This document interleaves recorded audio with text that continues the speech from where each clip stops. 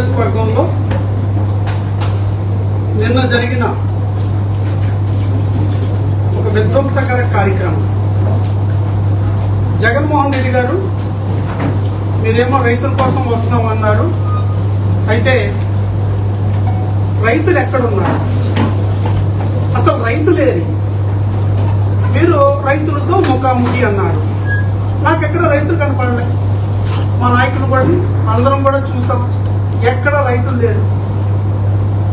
ముందుగానే మీరు 5వ తారీఖున వస్తున్నప్పుడు మాకున్న సమాచారం ప్రకారం 4వ తారీఖునే ఒక ప్రెస్ మీట్ పెట్టాం. ప్రెస్ మీట్ పెట్టి స్పష్టంగా అడిగాం, జగన్మోహన్ రెడ్డి గారు మీ దాడి ఎవరి మీద, ఈ దండయాత్ర దేనికోసం, ఈ జన సమీకరణాలు ఏంటి, ఈ వేలాది మందిగా పక్క నియోజకవర్గాల నుంచి తరలించడం ఏంటి, ఈ జన సమీకరణాలు ఎందుకోసం చేస్తున్నారు, ప్రశాంతంగా ఉన్న మా మెట్ట ప్రాంతంలోని నియోజకవర్గాలు రిజర్వ్ నియోజకవర్గాలపై మీ కక్ష సాధింపు ఏంటి అని స్పష్టంగా అడిగాం. మేమేమైతే అనుమానాలు లేవనెత్తామో అవే నిజం అని సుస్పష్టంగా తెలిసే విధంగా నిన్న కార్యక్రమం జరిగింది. ఇది మేము చెప్తున్నది కాదు, సాక్ష్యాధారాలతో సహా. నిన్న రాజమండ్రి నుంచి వచ్చిన ఒక్కళ్ళు ఆవిడ తొక్కిస్లాట్లో నలిగిపోతే సరైన ఎక్కిస్తున్నప్పుడు వారి బంధువులు అనుకుంటా అతను స్పష్టంగా చెప్పారు, మమ్మల్ని జిల్లా అధ్యక్షులు వేణు గారు మా రాజమండ్రి నుంచి 1500 మంది తీసుకొచ్చారు. ఇదే విషయం మేము 4వ తారీఖు చెప్పాం. ఒక దండయాత్ర చేస్తున్నారు ఈ నియోజకవర్గం మీద, మెట్ట ప్రాంతంగా ఉన్న నియోజకవర్గం మీద, దళితుడు శాసనసభ్యుడిగా ఉన్న నియోజకవర్గం మీద అందరినీ పోగొట్టి ఒక దళితుడి మీద దండయాత్ర అన్నట్టు అనిపించింది నాకు. ఒక దళిత సామాజిక వర్గ సంబంధించిన శాసనసభ్యుడు ఉన్న నియోజకవర్గం మీద దళితుల మీద దండయాత్ర నాకు అనిపించింది. నా ప్రశ్న ఏంటంటే, కొన్ని మీరైనా వచ్చి రైతులతో సమయాన్ని గడిపి రైతుల యొక్క మనోభావాలు విని రైతులకున్న పరిస్థితులను మీరు అర్థం చేసుకునే ప్రయత్నం చేస్తుంటే నిజంగా మేము హర్షించేవాళ్ళం. ఎక్కడ రైతులు లేరు.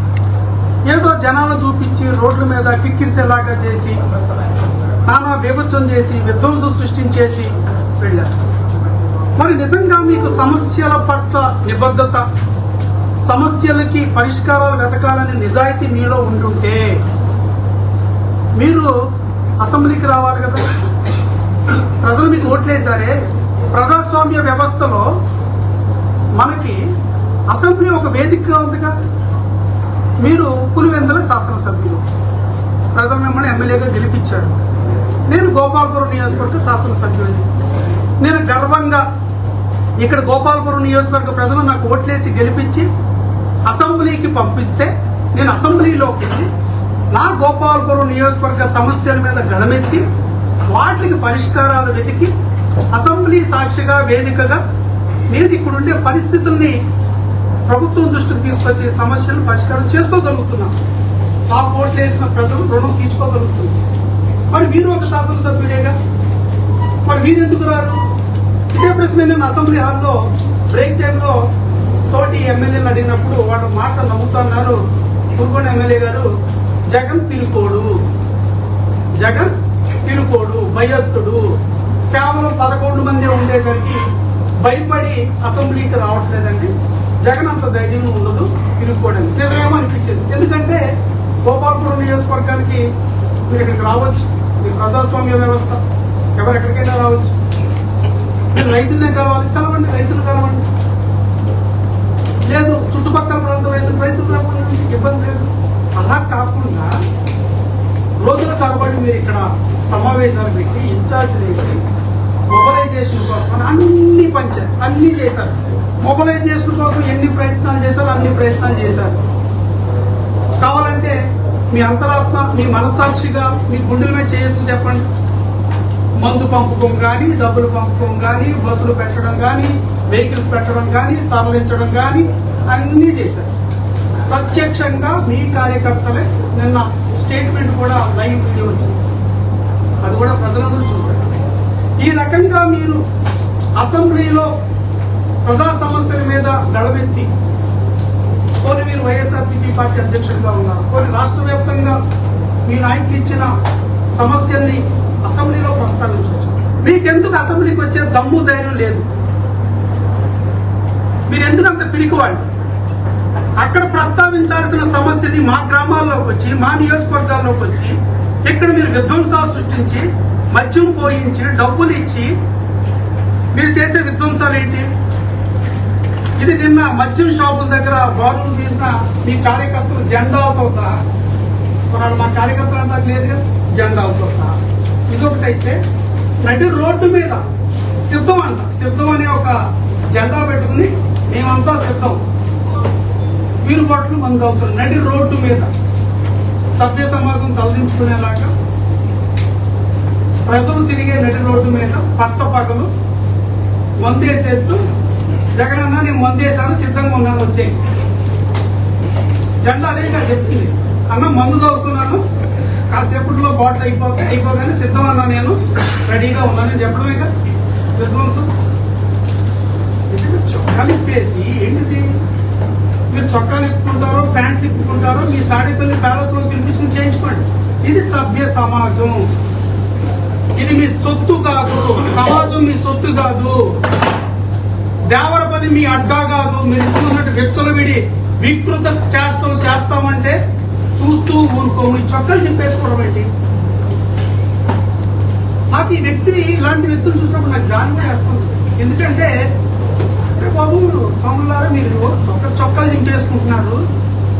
బాబు మీకంటే బాగా కఠోర దీక్షలాగా శ్రమతో వారి చెల్లెలు షర్మిళమ్మ గారు మీ నాయకుడిని జైల్లో పెట్టి ఆయన చెప్పకూడదు తింటున్నప్పుడు ఆ చెల్లి గారు పాపం ప్రజల్లోకి వచ్చి తండ్రి లేని బిడ్డ మా అన్నను అన్యాయంగా జైల్లో పెట్టారు, అమాయకుడు నోట్లో ఏలు పెట్టారు, కొరగలేడు, అసలు సాధుజీవి, ఇలాంటి వాళ్ళు మీరు జైల్లో పెట్టారని ఊరు వాడ తిరిగి పాదయాత్ర చేసి పార్టీని బతికించి పాపం మీ తల్లి గారు రోడ్ల మీద రాత్రి పగలు శ్రమించి చెమటోడ్చి తండ్రి లేని బిడ్డ అని ఇద్దరు ఆడతల్లులు బహిరంగంగా రోడ్డు మీదకి వచ్చి ప్రజల్లో విన్నపాలు చేస్తే ప్రజలు జాలిపడి ఒక్క అవకాశం అని ఇస్తే చెల్లి పరిస్థితి ఏంటి?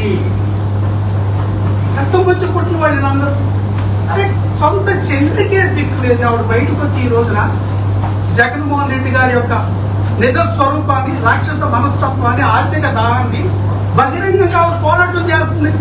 అంతకంటే గొప్ప మీరు తగ్గ చొక్కాలు చెప్పేసుకుంటున్నారు. నా బాధ ఏంటంటే, నా ఆవేదన ఏంటంటే సమాజాన్ని ఎలా చీడపురుగులా తయారు చేస్తారు. మీరు చేసిన విధ్వంసం ఏంటి?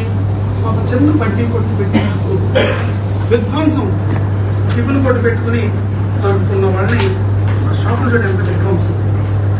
ఇంటిని సమాధానం పెట్టి రైతుల కోసం వచ్చాము. ఏం చేయాలి? మీ రైతులు చేసిన వీళ్ళు ఇది అక్కడ ఉండే బేడ్లు తొక్కేసి బేడ్లు మొత్తం విధ్వంసం చేసేసి మొత్తం సర్వనాశనం చేసేసి రైతులు కంట మీరు రైతులకు నిజమైన కడుపు కోత. పంట అమ్మేటప్పుడు ₹1 తగ్గిన రైతు కొంత తట్టుకోగలుగుతాడు, కానీ పంటను విధ్వంసం చేస్తే రైతు ముందు కలిపిపోతాడు. సిగ్గుందా మీకు? బుద్ధి జ్ఞానం ఉందా వెదవలారా? రైతు కష్టపడి ఆయకాలం కష్టపడి పనిచేసి పండించిన పంటని ఇలా మీరు ఇలా విధ్వంసం చేసి తొక్కేస్తారు. సిగ్గుందా మీకు? అసలు ఎందుకు వచ్చారు మీరు? రైతులకు ఏదో మేము ఎరగదీసి పొడి చేస్తాం, రైతుల జీవితాలు మార్చేస్తాం, మీకోసం పోరాటాలు చేస్తాం. చేయండి పోరాటాలు.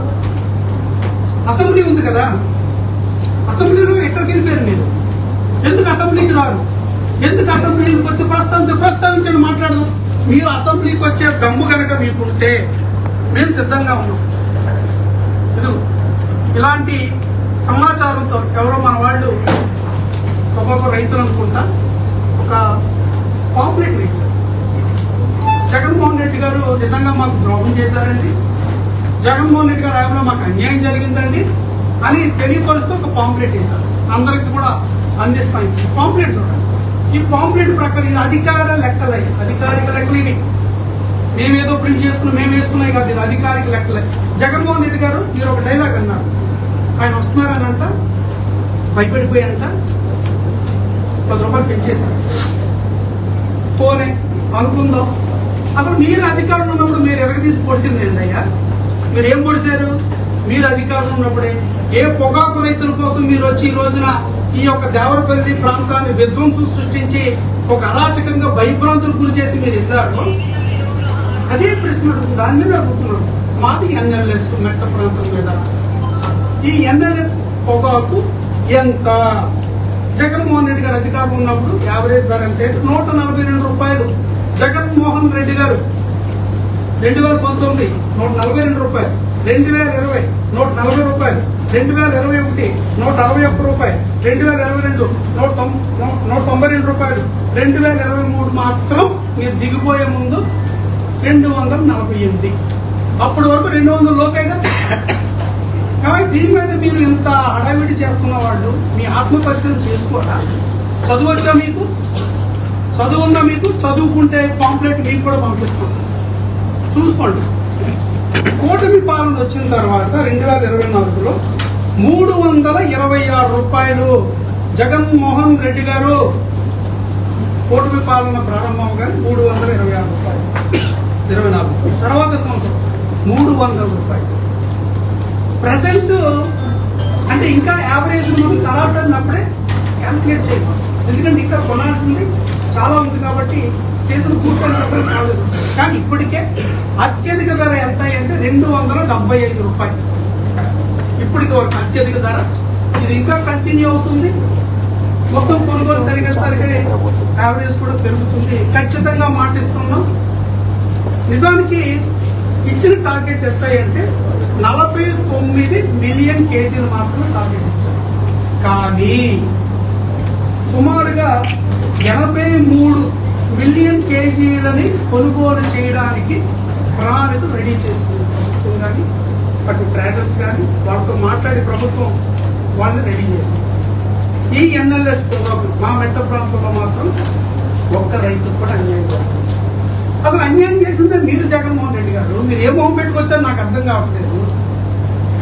రైతు సదస్సు అన్నారు, రైతులతో ముఖాముఖి అన్నారు, పొగాకు రైతుల కోసం అన్నారు. అసలు గొంతు కోసిందే మీరు. మా రైతులు పొగాకు రైతులు గొంతు కోసిందే మీరు. మా పొగాకు రైతుల యొక్క వ్యవసాయానికి పాడిగట్టిందే మీరు. మీరే చంపేసి మీరే వాదిస్తానంటున్నారు. ఇది ఎక్కడ విచిత్రం? మీరే హంతకులు, మీరే చంపేశారు. హంతకుడే మళ్ళీ వాదిస్తాను, మీ పక్షాన్ని న్యాయం చేస్తాను. ఇది దుర్మార్గం. అసలు మీ హయాంలో రైతులు లైసెన్సులు అమ్మేసుకున్నారు, తెలుసా మీకు? అది కనీసం ఆ యొక్క నిన్న మీరు మాట్లాడిన దాంట్లో ఒక్క నిజం లేదండి. 1,00,000 రూపాయలు అంట వీళ్ళు ఇంట్రెస్ట్ ఫ్రీ ఇచ్చేశారంట. ఎంత అన్యాయం అసలు. కనీసం సిగ్గు అనిపించదా మీకు? బహిరంగంగా మనం మాట్లాడుతున్నప్పుడు నిజాలేంటి అబద్ధాలు ఏంటో తెలియదా? 1,00,000 రూపాయలు మీరు ఇచ్చారా? ఏ రైతుకి ఇచ్చారు చూపించండి. మేము బహిరంగంగా ఛాలెంజ్ చేస్తున్నాం. ఏ రైతుకు మీరు ఇంట్రెస్ట్ ఫ్రీ 1,00,000 రూపాయలు ఇచ్చారు చూపించండి. ఇప్పుడు మేము వచ్చిన తర్వాత ఈ అంతర్జాతీయ మార్కెట్ వల్ల కొంత ఫ్లక్చుయేషన్స్, జింబాబ్వే లాంటి దేశాల్లో ప్రొడక్షన్ అది పెరగడం, రకరకాల అంతర్జాతీయ మార్కెట్ వల్ల వచ్చిన ఫ్లక్చుయేషన్ సరిచేయడానికి 50,000 రూపాయలు 2 సంవత్సరాలు గడువుతో ఇంట్రెస్ట్ ఫ్రీ ఇచ్చాం. దాన్ని హర్షించాల్సి పోయి మీకు చేతగాని దానిని మేము సక్సెస్ఫుల్గా చేస్తున్నాం. హర్షించాల్సి పోయి మేము 1,00,000 రూపాయలు ఇచ్చాం. ఎవరిని మోసం చేస్తారు? ఇంత అబద్ధాలా, ఎంత నిస్సిగ్గుగా. మళ్ళీ నేను నిన్న ప్రెస్ మీట్లో పాపం ఒక ముసలాన్ని పక్కన పెట్టుకున్నాను తల్లి. ఆ తల్లిని మీరు గమనించండి. ఆ లైవ్లో మీకు క్లియర్ కనబడుతుంది. ఆవిడ పడిపోయేలా చెప్తుంది. ఆవిడ చెప్తుంది సైకిల్తో, నేను ఉండలేను, నేను పడిపోతే అబ్బాయి మా కొంత మాకు ఇంకేమన్నాడు పాపం జరగడానికి జరిగితే దాన్ని కూడా రాజకీయం చేయొచ్చు కదా. మనకి శవాలంటే చాలా ఇష్టం. తెల్లారి లేవగానే మనం ఏదో సుప్రభాతం వినాలనుకుంటాం, మంచిగా శ్లోకాలు ఏదో వినాలనుకుంటాం. వీళ్ళు ఎలాగానో చూసుకుంటారు. ఈ వేళ ఏమైనా శవాలు వచ్చినాయా ఆంధ్రప్రదేశ్లో? ఏమీ లేవంటే చాలా డిసప్పాయింట్ అయిపోతారు. ఇదంతా సైకో బ్యాచ్. ఇలాంటి వాళ్ళు మీరు వచ్చి ఏదో పెద్ద ఒక షో నడిపి, షో మాస్టర్ ఉంటాడండి, టక్కున వస్తాడు, టక్క ఈవెంట్ షో చేసేస్తే వెళ్ళిపోతాడు. కాబట్టి నేను ఏమనుకున్నానంటే గోపాలపురం నియోజకవర్గం రావడానికి జగన్మోహన్ రెడ్డి పిరికోడు బట్టి చెప్తున్నాను. ఆయన జగన్మోహన్ రెడ్డి గారు పిరికోడు. గోపాలపురం నియోజకవర్గం మామూలుగా రాలేదు. పోగెట్టుకుని అయ్యా రండి అయ్యా, రాజమండ్రి సిటీ నుంచి రండి, రాజమండ్రి రూరల్ నుంచి రండి, అనపర్తి నుంచి రండి, రాజానగర్ నుంచి రండి, చంద్రపూర్ నుంచి రండి, పోలవరం నుంచి రండి, ఉంగుటూరు నుంచి రండి, తాడేపల్లిగూడ నుంచి రండి, నిడదవోలు నుంచి రండి, ఇంకా పక్కన చేసుకోవడం పక్క రాష్ట్రం కూడా వెళ్ళిపోతాడు. ఒక విధంగా అంత పిరుకోడు రాలేదు. మొత్తం విధ్వంసం. కాబట్టి మేము కోరేది ఏంటంటే జగన్మోహన్ రెడ్డి గారు, మీరు భవిష్యత్తులో అయినా మీలో మార్పు రావాలని కోరుకుంటున్నాను. పొగాకు గురించి మీరు ఎంత బాగా మాట్లాడారే, చాలా ఒక నటనతో కూడిన ప్రేమ ఉన్నట్టు వాళ్ళ కోసం ఏదో శ్రమించేస్తున్నాడు. ముస్తఫా మీ మాజీ శాసనసభ్యుడు చెప్పకూడదు అంటాడు. ఎందుకు మీ మాజీ శాసనసభ్యుడు ఎందుకు అంటే, ఇట్లా అధికారికంగా ఏదైతే ఆథరైజ్డ్ గా అమ్మాల్సిన కొనుగోలు జరగాల్సినట్టు గోకొని దొడ్డిదారిన రైతులు కడుపు కొట్టి ఓట్లు మోసం చేసి కొనుగోలు చేసి ఒక స్కామ్ అది. ఆ స్కామ్ కి మీ ముస్తఫా మీ మాజీ శాసనసభ్యుడు, దానికి ఈ యొక్క మాఫియా డాన్. ఆ కొనుగోలులో వచ్చిన తేడాలు, ఇబ్బందులు ఒక దళిత కుటుంబాన్ని పాపం కిడ్నాప్ చేసి, కోయిలగూడకు సంబంధించిన వాళ్ళని కిడ్నాప్ చేసి చిత్రహింసలు చేసి డబ్బు కోసం చంపబోతుంటే అది కేసు అయితే పారిపోతే మారు వేషంలో తిరుగుతున్నారండి కోర్టుగాడి. పోలీసులు పట్టుకుని లోపలేశారు. వీటిలో పోక రైతులే. కనీసం మీకు ఆ జ్ఞానం కూడా లేదా? అరే మా వాళ్లే ఈ మోసం చేస్తున్నారు రైతుల్ని, మా వాళ్లే ఇలాంటి మాఫియాలు నడుపుతున్నారు అనేది. మళ్ళీ ఈ మధ్యన ఆయన ప్రెస్ మీట్లకు వెళ్ళి ఆ యాక్సిడెంట్ చేశాడు చిన్నపిల్లడు, ఆ చనిపోయాడు, వచ్చిన యాక్సిడెంట్ కూడా చేసుకున్నాడు ఈ రాష్ట్రంలో, మాకు ఆ స్వేచ్ఛ లేదా అంటాడు. ఒక యాక్సిడెంట్ చేసుకున్నాం కదా మమ్మల్ని, అవును చనిపోయాడు. 45 ఏళ్ళ వృద్ధుడు చనిపోయాడు. చూడండి, 45 ఏళ్ళ వృద్ధుడు చనిపోయాడు. మా వాడు కుర్రోడు, వాళ్ళంత భవిష్యత్తు ఉంది, 2-3 మండలంలో చేసుకోవాలి కదా యాక్సిడెంట్. అలాగే నిన్న మీ మద్యానికి బానిస, మీ మద్యం తాలూకా ఫలితాలు ఎలా ఉన్నాయంటే, అనిల్లో ఒక 19 ఏళ్ల కుర్రోడు మద్యం సేవించి బైక్తో బండి మీద కూరగాయలు అమ్ముకునే 56 ఏళ్ల మునీశ్వరరావు గారు, 56 ఏళ్ల ఒక మధ్య వయసున్న లేదంటే ఒక పెద్ద ఆయన 56 ఏళ్ళు తన కుటుంబాన్ని బండి మీద కూరగాయలు తీసుకెళ్తూ పోషించుకునే 2 పిల్లలు పాపం బైక్తో గుర్తు చంపేశారు. ఈ అనిల్ అనేది పోతవరం. ఇట్లాగా డాక్టర్ వెంటనే చెప్పారు మద్యం సేవించున్నాడని. ఒక మద్యం సేవించి నీ సభకి మీరు ఇచ్చిన మద్యం తాగి వస్తూ ఈ రోజున ఒక కుటుంబం రోడ్డు మీద పడింది. మునీశ్వరరావు గారి కుటుంబం, గడ్డం మునీశ్వరరావు గారి కుటుంబం. ఈ గడ్డం మునీశ్వరరావు గారి కుటుంబాన్ని ఎవరు ఆదుకుంటారు? మీ తాలూకా విధ్వంసం వల్ల, మీ తాలూకా మద్యం పంచి డబ్బులు పంచి ఇలాంటి అరాచకాలు విధ్వంసాలు సృష్టించే ఆలోచనలోంచి ఈ రోజున ఒక కుటుంబం పెద్ద రోడ్డు మీద వచ్చింది. వడ్డీ కొట్టు పెట్టుకుని చిన్న టిఫిన్ చేసుకున్న కుటుంబం రోడ్డు మీద పడింది. నిన్నంతా దేవరపల్లి భయభ్రాంతులు గురి చేశారు.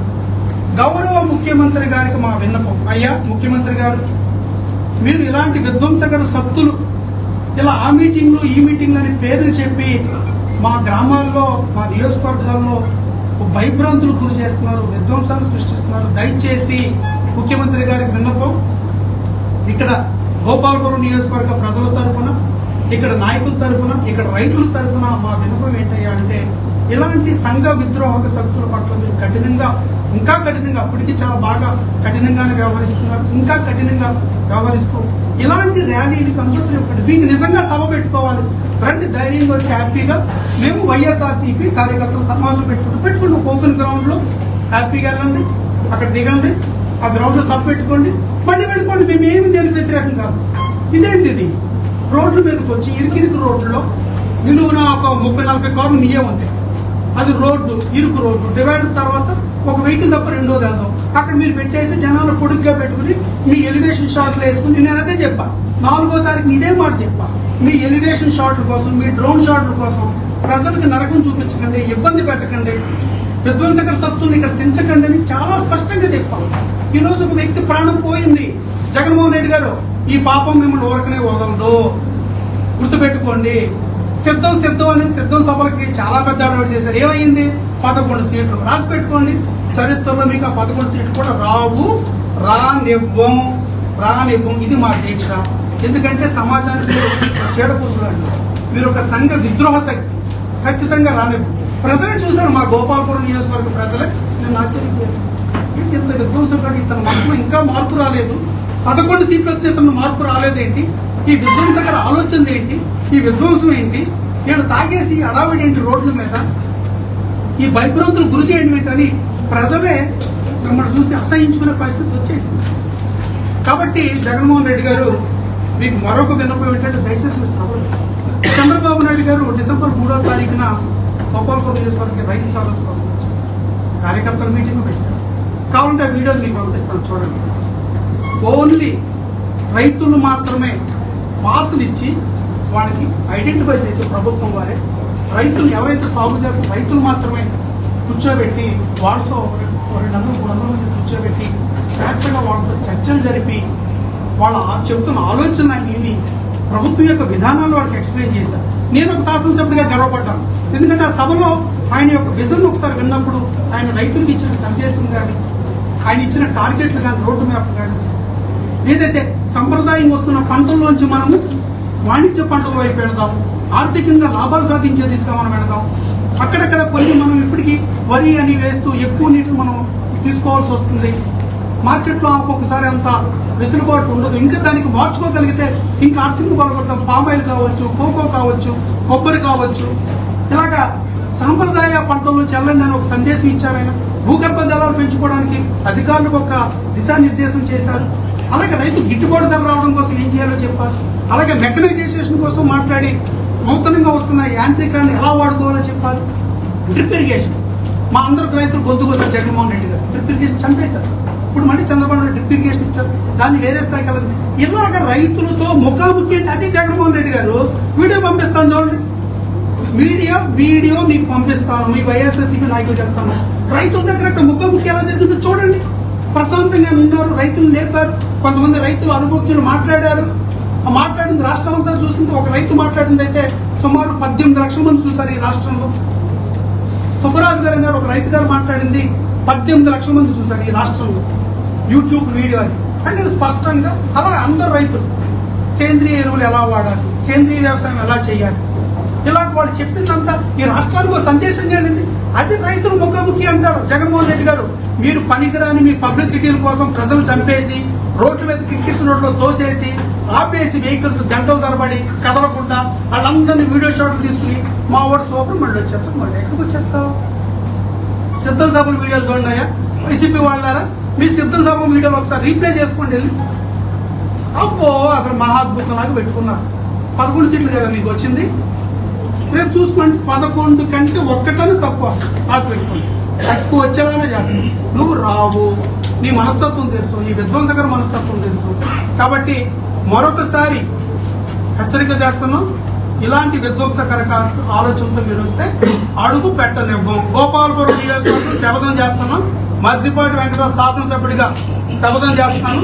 ఇలాంటి విధ్వంసకర ఆలోచనలతో మరొకసారి రావాలని ప్రయత్నిస్తే అడుగు పెట్టనివ్వం. ఇది శపథంగానే చెప్తాం. ఎందుకంటే మేము చాలా కష్టపడి నియోజకవర్గాన్ని ఒక నందనం వైపు తీసుకెళ్తాం. అభివృద్ధి, సంక్షేమం, సీఎంఆర్ఎఫ్ 13 కోట్లండి నియోజకవర్గంలో ఇచ్చింది. జగన్మోహన్ రెడ్డి గారు మీ 5 ఏళ్ల పాలనలో ఇలాంటి ఆర్థిక వెసులుబాటు దక్కక వైద్యాలు చేయించుకోలేక వందలాది మంది ప్రాణాలు చనిపోయారు. ఇప్పుడు ఆ పరిస్థితి లేదు. 13 కోట్లు వైద్యానికి కేవలం సీఎంఆర్ఎఫ్ ద్వారా. ఇట్లాగా అభివృద్ధి కానీ సంక్షేమం కానీ 897 కోట్లు అభివృద్ధి కానీ సంక్షేమం కానీ 1,20,000 మందికి సంక్షేమ పథకాలు నియోజకవర్గంలో. ఇట్లా చాలా అద్భుతంగా తీర్చిదిద్దుకున్న నియోజకవర్గంలో ఒక విధ్వంసకర శక్తి వచ్చింది. ప్రజలు కూడా మాకు వినపం. ప్రజలారా మీరు కూడా ఆలోచించండి. మీరు కూడా ఈ యొక్క విధ్వంసకర ఆలోచన తీరును మీరు పరిశీలించండి. ఇలాంటి శక్తులను కనుక మనం తరిమి కొట్టకపోతే, ఇలాంటి శక్తులకి ప్రజాస్వామ్య వ్యవస్థలో చోటు ఉండదు అని ప్రజలు ముక్తకట్టంగా నిలబడి దాన్ని నిరూపించకపోతే ఈ రాష్ట్రానికి సమాజానికి ప్రమాదం. కాబట్టి మీరు ప్రజలందరూ ఆయన చెప్పండి. ఇప్పుడు మీ ఇంట్లో ఒక యువకుడు ఉన్నారు, కాలేజీకి పంపిస్తుంది. వాడు కాలేజీ ఎగ్గొట్టు రోడ్ల మీద తిరుగుతుంటే మీరు హర్షిస్తారా, మందలిస్తారా? మరి మీరు అసెంబ్లీకి వెళ్ళమని ఓట్లేసి శాసనసభ్యుడిగా పులివెందుల శాసనసభ్యుడిగా మీరు గెలిపిస్తే ఆయన ఏం చేస్తున్నారు? పులివెందుల శాసనసభ్యులు గారు అసెంబ్లీకి వెళ్ళకుండా కాలేజీ ఎగ్గొట్టు కుర్రోడు కదా రోడ్ల మీద తిరుగుతాడు. అలా రోడ్ల మీద ఈ సమావేశాలు ఇస్తాడు. ఈ తలపోట్లు ఏంటి? మీకు సభలు పెట్టుకోవాలా? పెట్టుకోండి. ఓపెన్ గ్రౌండ్ తీసుకోండి. ప్రజలకి ఎక్కడ కూడా మీరు అసౌకర్యం కల్పించకుండా ఓపెన్ గ్రౌండ్ లో సభలు సమావేశాలు మీకు నచ్చింది చేసుకుని పర్మిషన్ తీసుకుని వెళ్ళండి తప్ప భవిష్యత్తులో ఇలాంటి రోడ్ షోలు మీరు చేస్తే ఊరుకోము. చంద్రబాబు నాయుడు గారు ముఖ్యమంత్రి గారికి, ఉప ముఖ్యమంత్రి గారు పవన్ కళ్యాణ్ గారికి మా విన్నపం, కూటమి పాలనలో ఉన్నాం, మీ అందరికీ కూడా మా విన్నపం ఏంటంటే ఇలాంటి విధ్వంసకర రోడ్ షోలకి మీరు పర్మిషన్ ఇవ్వకండి. ఇది మా యొక్క నియోజకవర్గాల్లో శాంతి భద్రతలు విఘాతం జరుగుతుంది. వీళ్ళు ఈ జన సమీకరణ కోసం మద్యం పోయించి ఆ ప్రాంతాల్లో విధ్వంసాలు సృష్టించి రకరకాల కోణాల్లో ఇక్కడ విధ్వంసకర కార్యక్రమాలు చేస్తున్నారు. నేను ఒక ఆయన చనిపోయాడు బైక్తో యాక్సిడెంట్లో.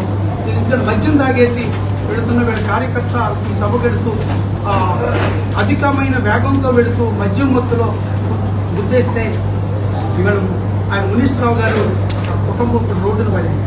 అట్లాగే ఒక చిన్న టిఫిన్ పెట్టుకునే బట్టి కొట్టి వాళ్ళ యొక్క తల్లి యొక్క ఆవేదన చూడండి ఎలా ఉంది. కాబట్టి మరొకసారి హెచ్చరిస్తున్నా, మీకు ఇలాంటి వ్యవహారాలకి ఇక్కడ గోపాలపురం నియోజకవర్గం స్థానం ఉండదు. మరొకసారి మీరు కనుక ఇది మార్పు చేసుకోకపోతే భవిష్యత్తులో కూడా ప్రజల నుంచే తిరిగిపోతుంది. ఇప్పుడు రైతుల నుంచి వచ్చింది, భవిష్యత్తులో ప్రజల నుంచి కూడా వస్తుంది. అర్థం చేసుకోమని తెలియజేస్తూ అందరికీ ధన్యవాదాలు. టీడీపీని చట్టమూరు రాజా ఏదైతే చేసుకోండి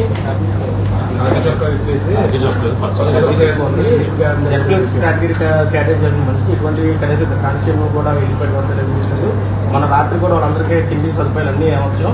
తెల్లారి పార్టీ ఎమ్మెల్యే మాటలు రాలేదు అని చెప్పేసి మేము మీద సంచలనం చేశారు కుటుంబం. దాని మీద మీకు అంటే మేము బ్లేడ్ బ్యాచ్లు గంజాయి బ్యాచ్లు అంటున్నాం. దాన్ని కూడా అలాంటి తీసుకెళ్ళరమ్మని వీళ్ళు పైకి రాజకీయ నాయకులాగా నటిస్తున్నారు కదా, నేను సమాజం కోసం వచ్చాను. కానీ నాకేలా పని కనబడుతుందంటే సంఘ విద్రోహ శక్తులుగా కనబడుతున్నారు. దానికన్నా డ్రెస్ కూడా నేను వేసుకుని రమ్మని